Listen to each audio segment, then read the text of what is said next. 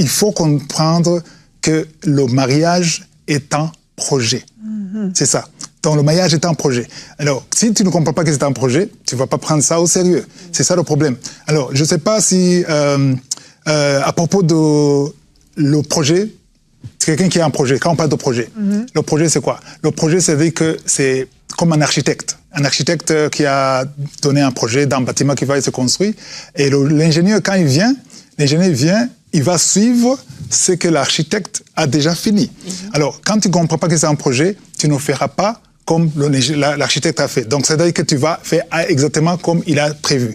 Donc, si Dieu a préparé le mariage, c'est que tu dois chercher à savoir qu'est-ce que Dieu pense du mariage.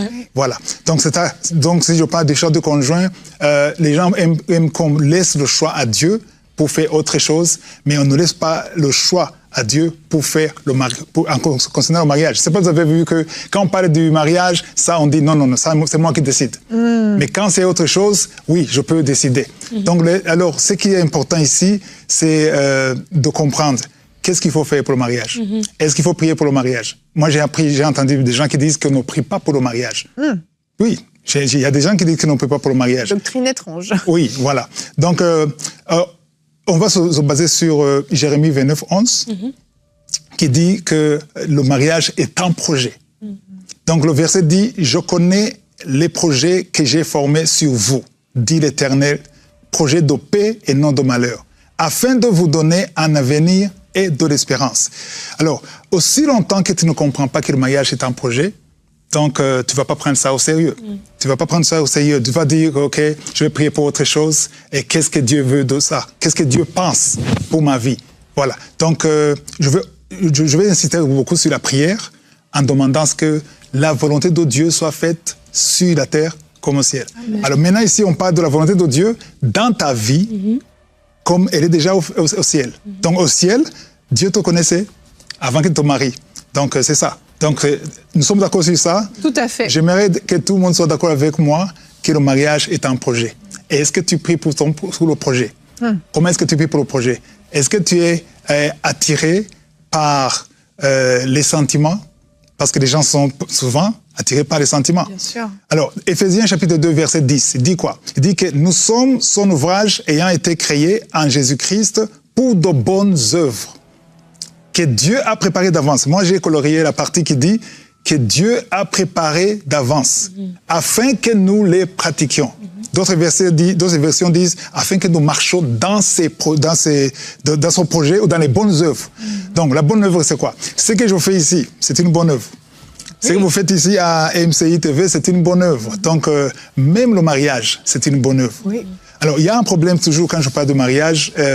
Quand j'enseigne sur le mariage, il y a des gens qui nous appellent, qui disent « Bon, moi, je suis déjà marié. Ce que vous dites est vrai. Je n'ai pas prié parce que je n'étais pas sauvé. Ouais. Je n'ai pas prié avant de me marier. Alors, qu'est-ce que je fais? Les gens disent « Qu'est-ce que je fais alors ?» Je connais deux couples, deux hommes qui ont quitté leur femme parce qu'ils disent ils ont épousé la mauvaise femme. Oh. Ils ont quitté leur femme alors qu'ils ont des enfants, ils étaient officiellement mariés. Ils disent, je cherche maintenant, je prie pour avoir la femme qu'il me faut. Alors maintenant, en passant, j'aimerais préciser que si tu t'es trompé, entre guillemets, si tu as épousé la femme ou le mari que tu n'as pas demandé à Dieu, parce que tu ne connais pas Dieu, même si tu connaissais Dieu, tu as fait une erreur. Mais si vous êtes officiellement marié, légalement marié, c'est ton mari, c'est ta femme, il y a alliance. Ouais. Et ils me disent, alors, et si je ne supporte pas, et si c'est compliqué, alors, ça dit qu'on doit avoir la foi que Dieu peut restaurer. Amen. Les choses qui sont abîmées, qui sont détruites, Dieu peut restaurer. Donc, ceux qui vous disent, abandonnez cette femme, elle n'est pas de Dieu, ça ne vient pas de Dieu. Oui. C'est ta femme, que tu aies fait une erreur ou pas. Là, je dois insister sur ça. Amen. Alors, je reviens sur le projet, alors. Le projet, c'est quoi? Le projet, c'est quelque chose qui n'est pas encore fait. Donc ici, je m'adresse à la majorité. Donc j'ai entendu 50%. Oui, 55%. 55% de célibataires. Alors là, vous avez le projet, à moins que vous ne voulez pas vous marier. Entre-temps, se marier, c'est pas un ordre. C'est pas. Oui. Tu dois pas te marier. Si tu veux pas te marier, c'est pas mauvais. Mais ça. Si tu veux te marier, c'est un projet. Donc le projet, il faut prier pour le projet. Quand tu pries pour le projet, il faut savoir comment prier. Maintenant, c'est la question. comment prier. Voilà. Quelqu'un m'a écrit un jour, quand je parlais du mariage, il m'a dit, mais dans la Bible, on ne dit pas comment prier, est-ce qu'on doit prier pour le mariage? Alors moi je me demande, pourquoi tu pries pour autre chose? Tu pries pour le visa, tu pries pour voyager, tu pries pour le ministère, tu pries pour l'enfant, pour tout, sauf le mariage. Pourquoi les gens ne veulent pas prier pour le mariage? Est-ce que vous savez pourquoi ils ne veulent pas prier? Parce qu'ils veulent suivre les émotions, les sentiments. Alors, j'aimerais vous dire qu'il ne faut pas se marier par sentiment, par émotion. Parce que les émotions, c'est chaud. Les couples mariés savent ça. Au début, c'est chaud. Après, il y a les hauts et les bas, les hauts et les bas, et les hauts et les bas. Mais en certain moment, les hauts et les bas sont plus nombreux que les hauts. Alors, quand les bas sont nombreux plus hauts, finalement, ça reste les bas. Là, c'est terrible. Ah oui, si tu t'es marié juste pour les émotions, voilà. Ça va pas suffire. Le mariage, c'est un appel, et c'est un engagement, et c'est un projet. Il y a un ami qui dit que c'est un ministère. C'est quelque chose qu'il faut prendre au sérieux, comme tu prends au sérieux MCI TV, tu prends au sérieux autre chose. Parce que quand bon, par exemple, Nadine et moi, on décide de faire un business ensemble, donc comme partenaire, il est fait comme ça. Et à un certain moment, tu découvres que l'autre là, c'est pas bon, je peux pas marcher. Donc c'est pas grave, on fait marche ailleurs, on abandonne. Mais c'est pas comme ça le mariage. Le mariage, tu t'engages, il n'y a pas la vitesse de marche arrière normalement ne doit pas fonctionner. Donc tu avances. Alors c'est un engagement, je dirais, sacré. Qu'on ne devait pas prendre à la légère. Donc si on dit que ça vient de Dieu, il faut comprendre qu'il faut prier pour ça. Pourquoi est-ce que le diable, donc dans cet enseignement où je parle des mariages qui ne tiennent pas, c'est parce qu'on voit que le diable ne veut pas la réussite du mariage. Donc il détruit le mariage par tous les moyens. On en parlera demain d'ailleurs. Oui, c'est ça. Alors si on ne prie pas pour le mariage, ça sera détruit. On me demande toujours, montre-moi un exemple dans la Bible où quelqu'un a prié pour avoir une femme. Et que beaucoup de gens disent ça. Non, ce que vous dites, c'est pas vrai. Donc, l'essentiel, c'est qu'elle soit sauvée. Elle soit dans le Seigneur. C'est ce qu'on me dit toujours. L'essentiel, c'est qu'elle soit dans le Seigneur. Ça aussi, on va en parler. Mais ce qui est important, c'est que si tu pries pour toute chose, tu devais prier aussi pour le mariage. Parce que quand tu pries, tu demandes à ce que la volonté de Dieu soit faite, comme elle est au ciel. Donc, avant que tu sois né, avant que Evelyne soit née, Dieu connaissait la femme de Michael. Oui, tout à fait. Avant ta naissance. Donc, quand vous priez pour que Dieu réalise exactement ce qu'il a préparé avant. Alors, l'exemple que je peux vous montrer, c'est Abraham, qui voulait une femme pour son fils. Donc, il avait son fils Isaac, il voulait que son fils ait une femme, mais aujourd'hui, il n'y a pas le père qui cherche le fils, mais moi je me dis que c'était bien à l'époque. Donc, si les parents sont bien intentionnés, ça marche, mais donc, sinon... c'était bien à l'époque parce qu'Isaac n'avait pas à s'inquiéter, mais ce n'est pas le cas aujourd'hui.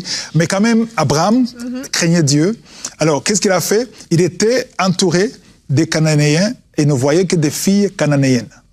Alors, les filles cananéennes priaient d'autres dieux. Ils avaient des idoles. Donc, ne priez pas le vrai Dieu que nous connaissons, l'éternel. Alors, si vous lisez, donc, c'est dans la partie du 1er au 6e verset. Au verset 3, il dit, il a envoyé son serviteur, il a dit de ne pas prendre, il a dit à son serviteur, de ne pas prendre pour mon fils, une femme parmi les femmes cananéennes au milieu desquelles j'habite. Donc, il ne voulait pas des Cananéennes. Alors, que veut dire les Cananéennes aujourd'hui? Les Cananéennes, ce sont des filles qui n'ont pas la même foi que toi. Elle peut être païenne, athée, elle prie un autre Dieu, ou bien elle a des idoles. Donc, quand tu veux épouser une femme, une fille qui n'a pas la même foi que toi, tu es sauvé, tu es un enfant de Dieu, tu pries en esprit et en vérité, tu adores en esprit et en vérité, tu dois pas chercher parmi les Cananéennes. Les Cananéennes, c'est une fille. Parce que quand tu épouses une fille qui ne prie pas ton Dieu, qui ne croit pas aux valeurs bibliques, ça sera catastrophique dans la vie. Donc, même les enfants, comment est-ce que les enfants vont grandir? C'est pour ça même que je conseille aux couples d'être dans la même église. C'est important pour la vie familiale pour la fraternité, pour les enfants, parce que je connais des couples où les enfants ne savent pas où aller prier. Parfois, je vais chez maman. Est dans une église. Voilà, les enfants vont chez la maman, les autres vont là-bas, et les deux églises, il y a des points où ne s'entendent pas. Et là ça devient compliqué. Alors, il a insisté pour que il faut trouver la fille parmi, pas parmi les Cananéennes, mais il allait chercher dans les filles de chez eux, donc qui prient le même Dieu. Alors, il avait même insisté au verset 6, Abraham lui a dit, garde-toi d'Hyménée, mon fils. Donc, ne voulez pas. Il insistait qu'il faut choisir parmi les filles qui ont la même foi.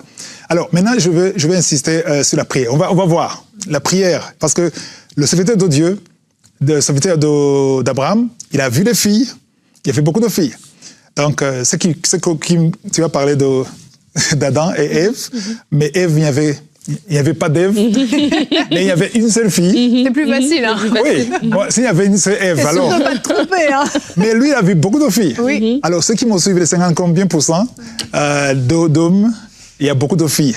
Alors, qui choisir? Il ne faut pas être attiré par le physique, parce qu'il y a des qui disent, non, moi, je veux le physique, le reste, on va prier. Il y a quelqu'un qui dit ça. Je veux qu'il y ait la taille que je veux ça. S'il n'a pas ça, non. Bon, alors, d'abord, le corps physique, c'est quelque chose qui change, qui vieillit. Donc, tu aimes la taille, comme ça, et quand c'est comme ça, qu'est-ce que tu vas faire? Donc, c'est ça, il faut faire attention. Si tu construis ta vision de mariage sur la taille, c'est comme quelqu'un qui construit une maison sur le sable. Donc, le jour où la taille change, c'est fini. Et comme tu l'as dit, il ne faut pas te fier sur ce que tu vois. Parce que tu peux dire, non, elle est bien, elle est gentille, elle est spirituelle. Parce qu'il y a des filles, moi je connais des filles qui étaient spirituelles avant le mariage pour avoir des maris. Et après le mariage, et puis la spiritualité est finie. Aïe, aïe, aïe. C'est Dieu qui connaît la température spirituelle de l'homme ou de la fille. C'est pour ça qu'il faut prier. Alors, la prière qu'il a priée, on va voir cette prière au verset 12, il dit « Éternel, Dieu de mon Seigneur Abraham, fais-moi, je te prie, rencontrer aujourd'hui ce que je désire. » Il désire quoi? La femme d'Isaac. « Et use de bonté envers mon Seigneur Abraham. Voici, je me tiens près de la source d'eau, et les filles des gens de la ville vont sortir pour puiser l'eau. » Donc, beaucoup de filles. « Que la fille à laquelle je dirai, penche ta cruche, je te prie, pour que je boive, et qui répondra, bois, je te donnerai aussi à boire à tes chameaux, soit celle que tu as destinée à ton serviteur Isaac. Et par là, je connaîtrai que tu uses de bonté envers mon Seigneur. Donc, ce qu'il a demandé, c'est exactement ce qu'il a eu. C'est Rebecca qui est venue. C'est comme s'il avait entendu la prière.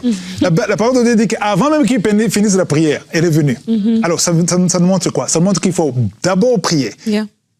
Rebecca, c'est un fruit de la prière. Et quand tu pries, Dieu écartera la mauvaise et amènera la bonne. Donc, la prière veut dire que tu fais confiance à Dieu, tu ne veux pas juger, parce que tu peux juger. Aujourd'hui, le mariage est devenu matérialiste. Tu cherches quelqu'un qui a un bon boulot. Il y a une fille qui m'a dit, je veux quelqu'un qui a un contrat sûr, qui est capable de payer le loyer. Et si après le mariage, il paye le boulot, tu divorces. Donc, tu veux le boulot, il a le boulot. Et après le mariage, il n'a pas de boulot. Tu vois? Donc, moi, je me suis marié, je n'avais pas. C'est les choses qu'on voit. Donc, je n'avais pas de voiture, je n'avais pas de maison, je n'avais pas de lit, mais je me suis marié. Parce que, une femme de foi. Voilà, parce que dans la prière, Dieu révèle ce qui est caché. Voilà. Amen. Donc, un peu de mots, j'insiste sur ça. Ne vous fiez pas à l'apparence, priez pour connaître la volonté de Dieu. Comme tu pries pour les autres projets, prie aussi pour le projet de mariage. Je n'ai jamais vu quelqu'un qui a prié sincèrement, sans matérialisme, sans manipulation, sans spéculation, qui a été déçu. Dieu ne déçoit jamais. Amen. Amen. Merci beaucoup, Chris. C'est super important parce que, comme on le disait en début d'émission, il y a une destinée commune, il y a un appel commun. Et le Seigneur connaît toutes choses, comme tu l'as dit. Je pense que c'est vraiment important de de ne pas se fier juste à ce qu'on ressent, à ces fameuses émotions dont on parlait, les sentiments, et de se dire bah, ça va être suffisant. Non, c'est essentiel de se dire Seigneur, montre-moi le cœur de cette personne, montre-moi les choses qui sont cachées, mets à la lumière s'il y a des choses qui sont pas visibles.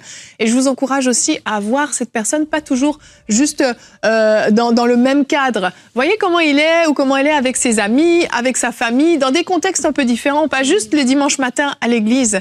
Des fois, il faut voir les gens aussi dans un contexte différent pour voir certaines attitudes être manifestées. Mais on l'a dit, il y a une destinée commune. Le Seigneur vous appelle à le servir ensemble et c'est vraiment essentiel que vous puissiez vous connaître, être certain que vous êtes dans la volonté de Dieu, que Dieu agrée votre choix. Et si Dieu donne son go, vous avez la certitude que vous allez pouvoir marcher ensemble. Ça ne veut pas dire que ce sera toujours facile. Ça ne veut pas dire qu'il n'y aura pas de dispute, qu'il n'y aura pas de moment où vous allez peut-être vous demander « est-ce que je me suis trompé ?» Mais vous vous souviendrez cette fois où le Seigneur vous aura dit « oui, j'agrée ton choix. Oui, votre union est selon ma volonté. » Et ça va vous permettre d'être solide. Malgré les tempêtes qui arriveront, les hauts et les bas, eh bien vous serez solide, vous serez fort. Merci en tout cas, c'était très très intéressant comme thématique et je pense que ça a parlé à plusieurs. Vraiment, on ne peut que vous encourager à prier pour ça. Alors demain, on va voir le secret des mariages heureux. Tu feras une rubrique, Chris, oui? J'aimerais aussi demander à ceux qui nous suivent, ceux qui sont dans Kangoka, qu'il y a un message important. Pourquoi les mariages ne tiennent pas. C'est très profond et s'ils peuvent suivre ça, c'est tous les jours, lundi à vendredi. Tout à fait. On vous invite à suivre. Vous allez sur l'application Kangoka directement. Kangoka. Il suffit juste de la télécharger. C'est très simple. C'est extrêmement bénissant. Et j'ajoute aussi que tu es en train d'écrire un livre. Là, tu es sur la fin où justement tu vas partager l'histoire de Kangoka, mais donc aussi l'histoire de ta rencontre avec Nadia. Mariage, tout ça. Oui. Donc, ça sort très très bientôt. On vous préviendra quand ça sort. Donc, demain, tu feras une rubrique couple et relations, les obstacles à la prière dans le couple. On va voir qu'il y a des choses qui peuvent vraiment bloquer la vie de prière dans le couple. Alors, on vous dit à demain et bonjour chez vous.